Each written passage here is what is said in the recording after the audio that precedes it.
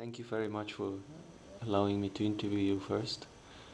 I would just go over a few questions. You can think about the answers, don't worry about the time. We have enough time. I hope you have enough time. Yeah.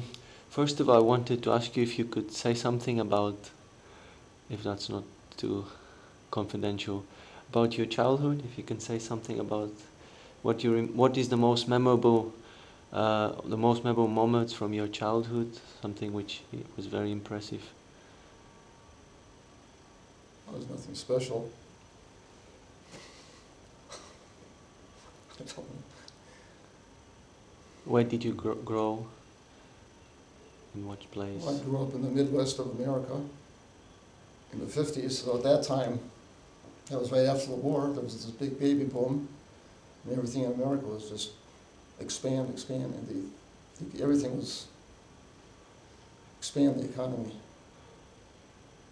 That was right after everything the war. was building up, and that was just around that time was when the talking movies became big, and theaters were being built up all over, and shopping centers, and schools, everything was new, build, everything all over the place.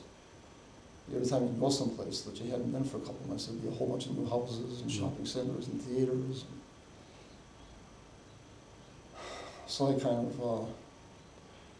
Which town or city were you born in? Milwaukee. Milwaukee.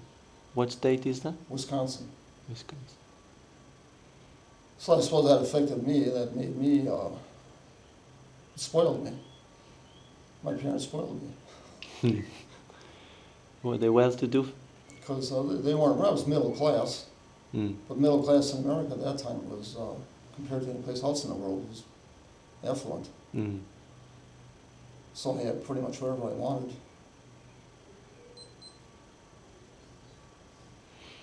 Do you go to school? Yeah. What? Yeah, I went to school, and at first I liked school when I was a kid, like 5, 6, 7, 8, 9, 10. But then when I got into my teens, I hated it. Okay. Why did you hate it? What didn't you like about it?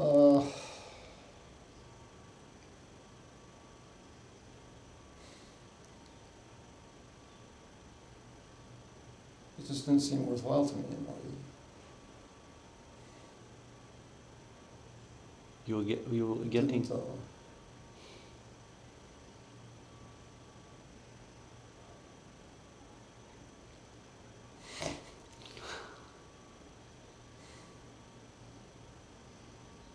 Were you getting on well with your schoolmates? No, I didn't have many friends. I was pretty much a loner. And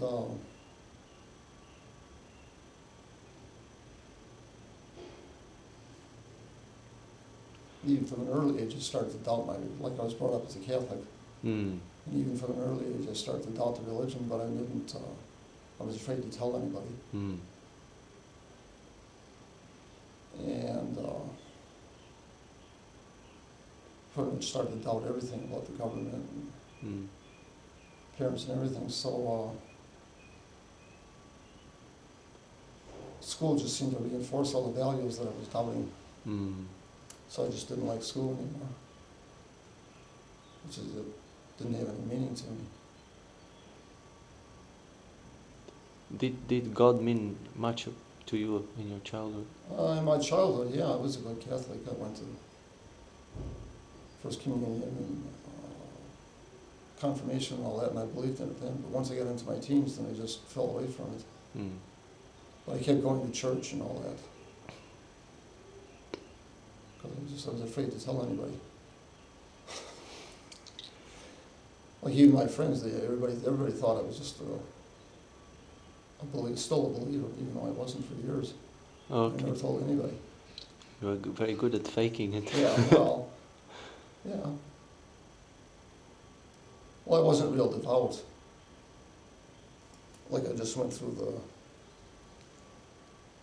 motions, but I was never an altar boy, and I never said I wanted to be a priest. So I wasn't, didn't fake it to an extreme degree. Like I didn't pretend to be real pious when I wasn't. Mm-hmm. But I just kept going. I still kept going to church, and I was still in a Catholic school. Mm. And anything the priest said, I just agreed with. And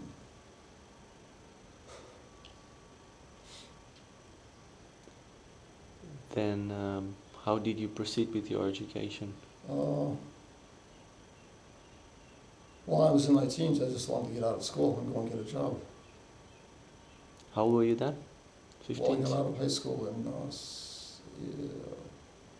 18, 19. 18. About 18, 19 years old.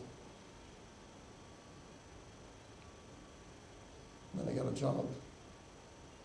And after doing that for a couple of years, I got fed up with that. The thing is, I just wanted to make enough money to live on, to pay the rent and buy some food and do what I wanted to do. And the first job I got, because the economy was still booming then, they wanted me to work all kinds of overtime, and I wanted to work for a living. I didn't want to live to work. Okay. Which was what it seemed like most of the people there, they were glad to get the overtime and make all kinds of extra money. And I didn't want it. I just wanted the 40 hours, and that was it. So I go out and do my own thing. What kind of job did you get first? I was in a warehouse. Mm. Manual but then, job? after a couple of years, then I just quit that and went back to school. Okay. College.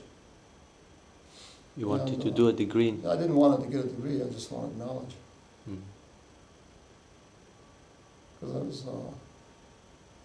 was pretty much a bookworm. I like to read a lot, and I was interested in a lot of different things, so I just wanted to go to school just for the knowledge, just for the education. I wasn't interested in a degree. And by that time, after working for a couple of years, I had a lot of money saved up because I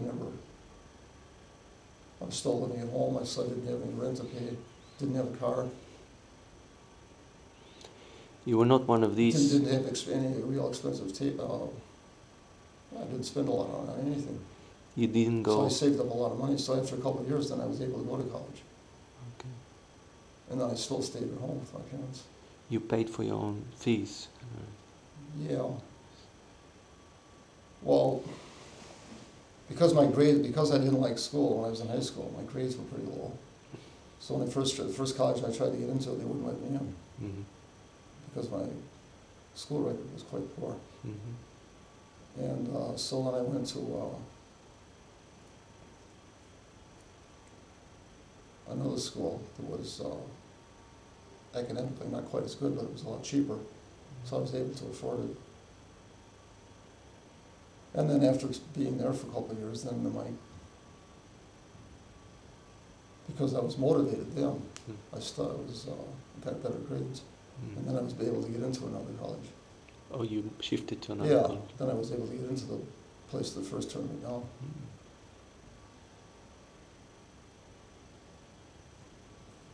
So what kind of subject did you study? Yeah, a little everything. What was your goal? I mean, after you graduated, what did you want to do after? I didn't really think about it. Just wanted to finish college? Yeah, I just wanted to go to college, and I had the money. I didn't have to do anything else. Mm-hmm.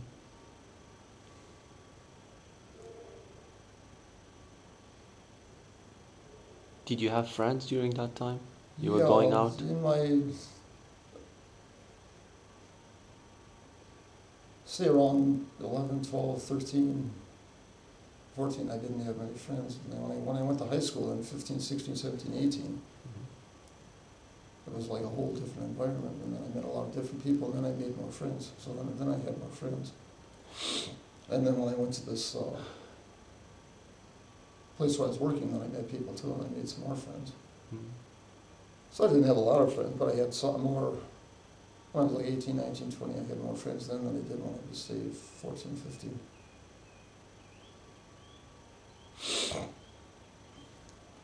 And then when in college, you probably got some more friends well, there? Yeah, in college with some more friends too. And then gradually the money ran out. So then what I did for about 10 years, I just went back and forth. I'd get a job for a while, make some money, go back to school. Drop out of school, go back and get another job, make some more money, go back to school. And I did that for about 10 years. Going back and forth from school Yeah. to work, from school to work. Yeah, I never got a degree.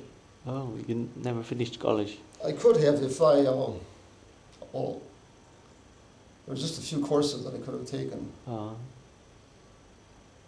Like I was always real bad at grammar. It was one of my unfavorite subjects. Mm. And I didn't take the, I never completed the foreign language requirement in college.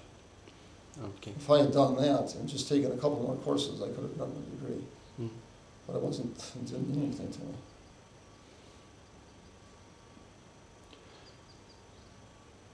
And I suppose then you met the devotees, or a little later? Yeah, well, that was late 20s.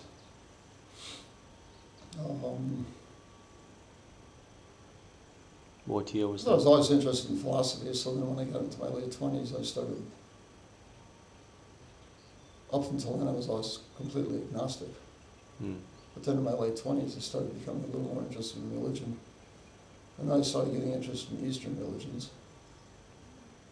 Were you reading a lot of books then? Yeah. What kind of Well, I books? was always open-minded to anything. And I was reading a lot, so then when I started reading about a little more about religion, I became interested in it because I was open to it. Mm. And then I started, I guess you could call it spiritual window shopping. Started going to all these groups. Ekankar and Scientology and TM and the Krishnas. And You went to check out the Krishnas also? yeah. I never did go to the Moonies. There's one group I never went to. Scientology, I went there once. I think I just went there once and bought some of the books.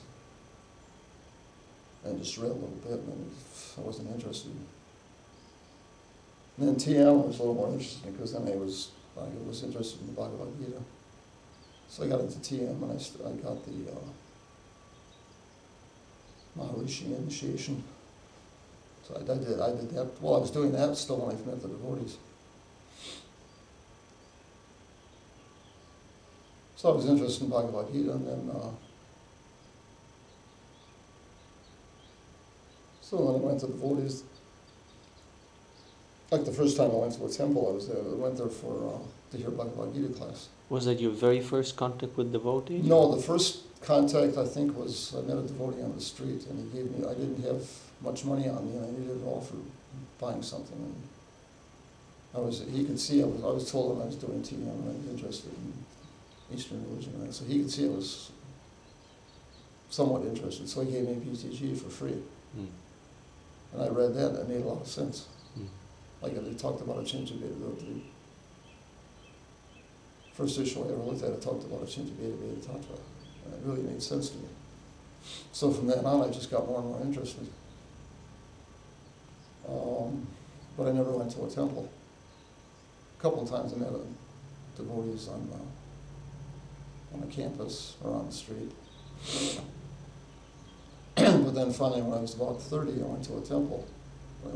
First time I went just to hear the Bhagavad Gita class. What year was that, do you remember? 60...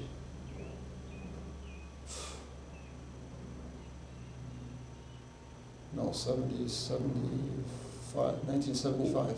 75. Yeah. So when were you born? 44. 44. So that was, well, I was 31. born in December. So you were 30 years, nearly So I was almost 31. 31. That was September 75. Mm-hmm. And I went for Bhagavad Gita class, and after the class they gave me some prasad. It was all devotees, it was just me and devotees. Which temple was that? St. Louis. St. Louis. Small temple, a dozen and a half devotees. So I was the only one there in Western clothing, so I felt a little bit out of place.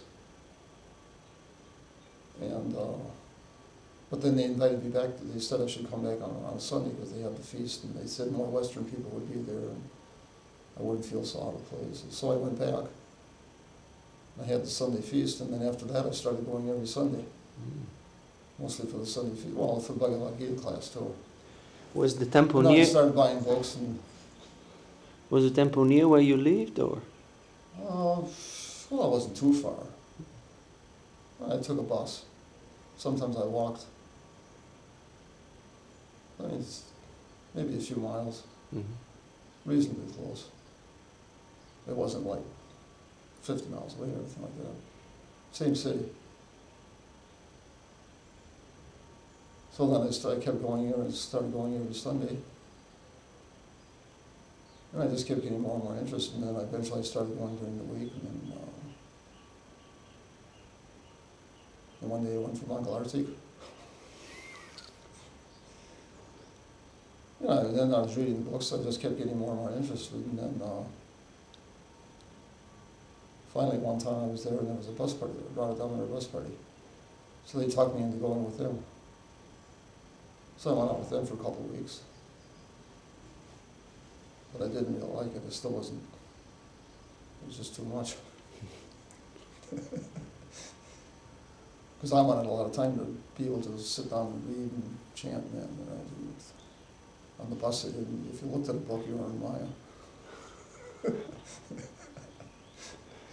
Just work, and I did that for a couple of weeks, so then when the bus came back to the temple, I just, forget it, and I went back home. But I still kept coming back to the temple every week for Sundays. Okay. And I talked to the devotees, and then When did you? so then I decided to try it again, but on a farm, because I thought a farm would be a little more relaxed mood. Which it was to some extent, but it was still a lot of work. So I stayed on the farm for 2 weeks. Then I left again, went back home again, but I still kept coming to the temple.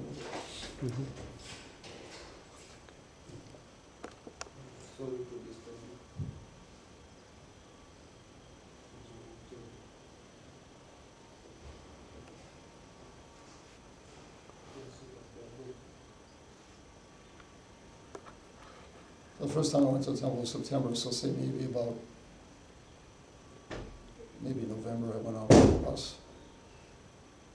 Then I went on the farm maybe December, January, I don't remember exactly. Same year. Well, January '76 roughly, maybe February. Did you ever meet Maybe Prabhupada? March. Well, that came later. So then, I just kept getting more and more into it, and more. Well, my money was running out too. Krishna was pushing me.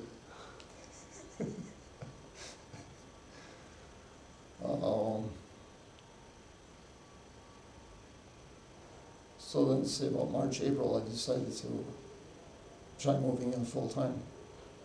So then it must have been about May '76. I moved in with the intention then of staying. Like when I went on the bus, my intention was just to try it for a couple of weeks, which is what I did. And devotees thought, that's it, he's going to stay. And then when I left, some of them got heavy. You can't leave. The same thing when I went to the temple the first time for a couple of weeks. My intention was just to stay for a couple of weeks. The farm? No, the temple. Yeah, the farm too. My intention was just to stay for a couple of weeks. And even the temple, sometimes I'd come and stay for a few days and come and go. But so then, anyways, eventually around May, must have been about May '76. My money was almost completely out by then. So Krishna didn't give me any choice. And then I decided to move in with the intention of staying, which I did. So then must have been about June of '76, Prabhupada was in America, and he came to Detroit, which was maybe, 400 or 500 miles away. But it was a small temple, to say a dozen and a half devotees, according to Thai deities, more like we have here. So they took they put the deities in a van and a couple of cars, and everybody, the whole temple just went to Detroit. Just closed the temple down for a couple of weeks. So they had the deities, and they could keep on doing offerings every day. And there was some people there in St. Louis that were favorable that they came and checked our mail every day. And looked at make sure the temple wasn't broken into or anything.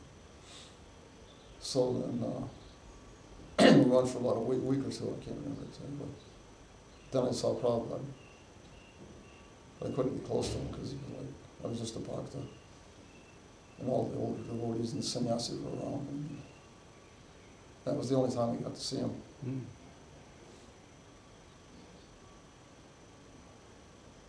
And then I got initiated the next year, but then he wasn't there for the initiation because it was a small temple, and by that time he was quite sick. Mm. So it was done through the mail. And the beads went through the mail. Mm. So I never got to be alone with him or talk with him or anything, or at least I saw him. And he came down and gave class in the mornings. So I saw him when he came to the airport, and then saw him give class a few times. Then every morning after class he'd give out cookies, and there was once I got close enough to get a cookie from him. How did you feel about it? Were you shy then? Yeah, probably. I was pretty shy. I tried to. It was difficult to get close to him, even to get a cookie, even though he was giving them out to everybody. It was still difficult because there was so many. There was hundreds of devotees from all over the country, so it was hard to get close to him. And then, but I did manage once.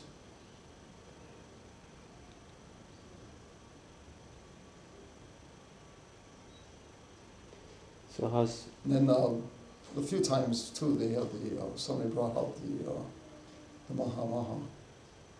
They had the plate that he'd eaten from, and they gave it away. So I got that a few times.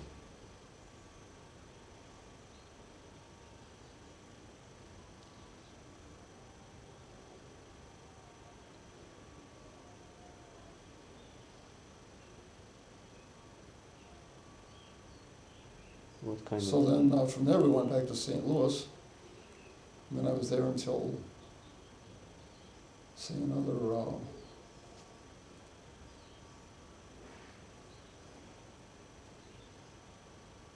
say about 9 months after that, then I got initiated.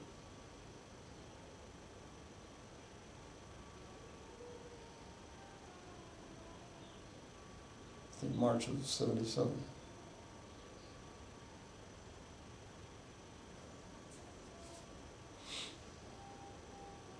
What was your service then? Just cleaning, sweeping the temple, cleaning the floors, washing pots, cutting up vegetables, working in the kitchen. I was in the temple most of the time.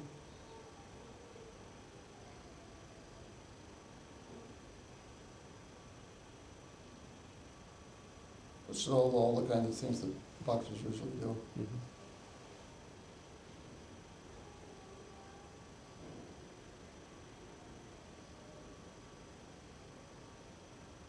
And I just kept on doing like that pretty much until I got second initiation. That was after Prabhupada left. Mm-hmm. And then I became pujari, so that's what I've been doing ever since. In the same temple? No. I was in, the temple was having financial difficulties, so Radha Damodar came in and took over the temple, the bus party. And then I stayed there for a while, and then in I got initiated March '77, so then it must have been about June, July.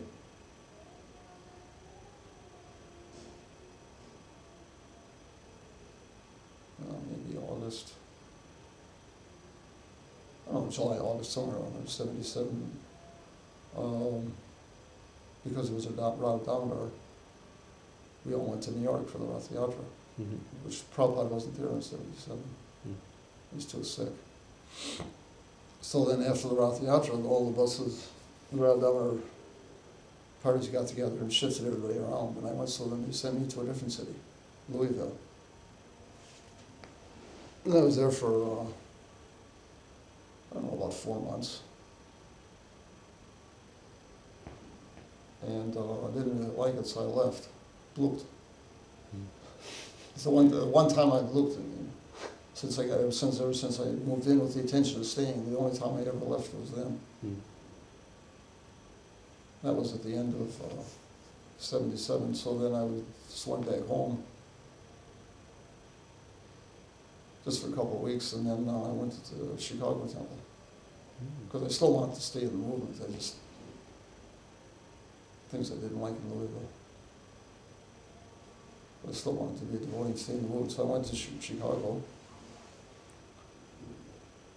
And then I was there for 2 years, and then I got sent here. From Chicago too? Yeah, I was in Chicago 78, 79, and then at the end of 79, I came here. And I've been here ever since.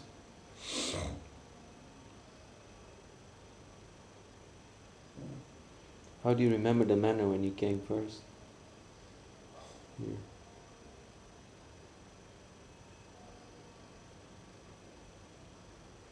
Well, at the time I didn't really know what the manor was. I didn't know the history and how important it was, for how much Prabhupada liked it, and George Harrison donated it and all that. I didn't know anything about it. It was just another temple.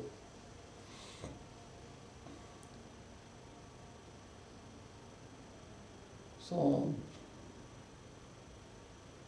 to me, it was pretty much just like, it's pretty much the same as it had been in Chicago.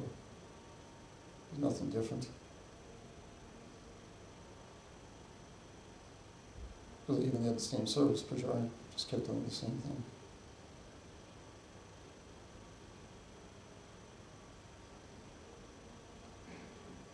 Your service here was also serving the ladies? Yeah. When I first came, they put me on maintenance. I was out here in the front of the building, climbing up a ladder, cleaning off the building, scrubbing off the building with a wire brush. But then it was the Christmas Marathon, and one of the pujaris, they wanted him to drive a truck around the country with books, delivering books to all the devotees in different places in the country. So they needed somebody to replace him as a pujari, so I was a pujari from Chicago, so they put me on the altar then. But I did maintenance for about a week. When I first came, they didn't know what. They didn't really have anything planned for me, specific. But then after a week, they needed a pujari, because it was the Christmas Marathon. So then, that's what I've been doing since.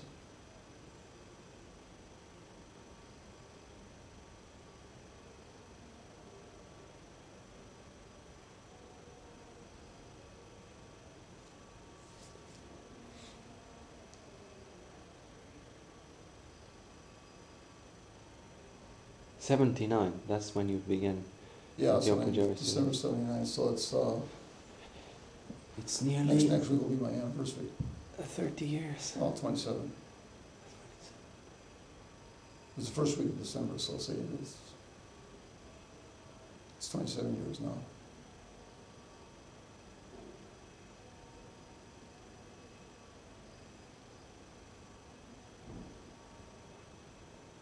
It will be 30 years since you came next year. If you Oh, it's 27. No, it's no, 27 no, right no, now. in 79, yeah. 79, 2006. Yeah.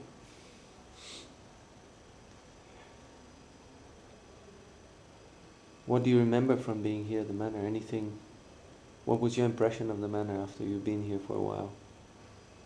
You liked staying here? Well, after a while, when I started learning more about it, and about how Prabhupada had remembered so much, I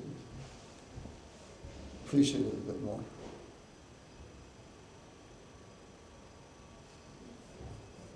Felt more privileged to be able to be here.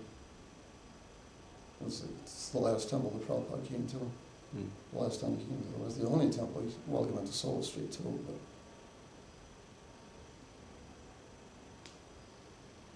this was the only temple that he came to that he stayed for a few days. And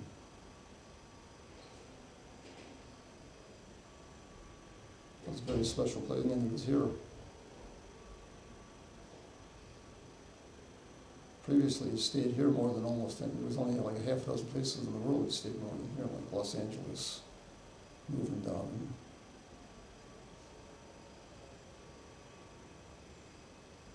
Outside of India, he stayed here more than almost any place in the world. So it's a very special place.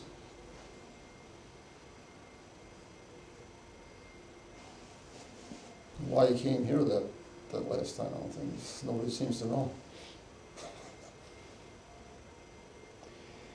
As far as I understand, he wanted to go back to America. Oh yeah, he was doing that, but Do a tour and then establish Varnashram. Let me do some.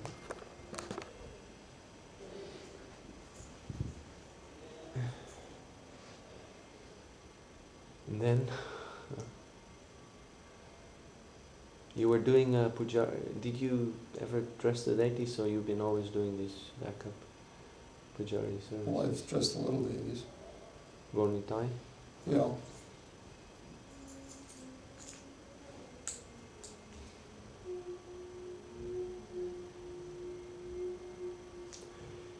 Yeah, when I first came, I was dressing going. There was another set of going type deities that aren't here anymore.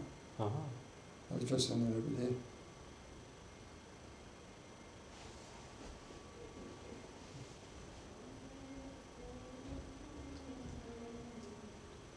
You had any friends while staying here at the manor? Devotee friends?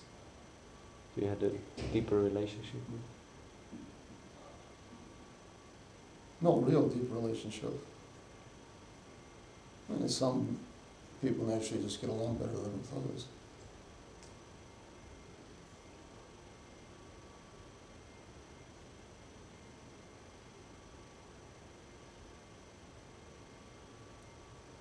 Especially because as a pujari too, you're pretty much limited with how much you can, how much time you can spend with anybody other than pujaris.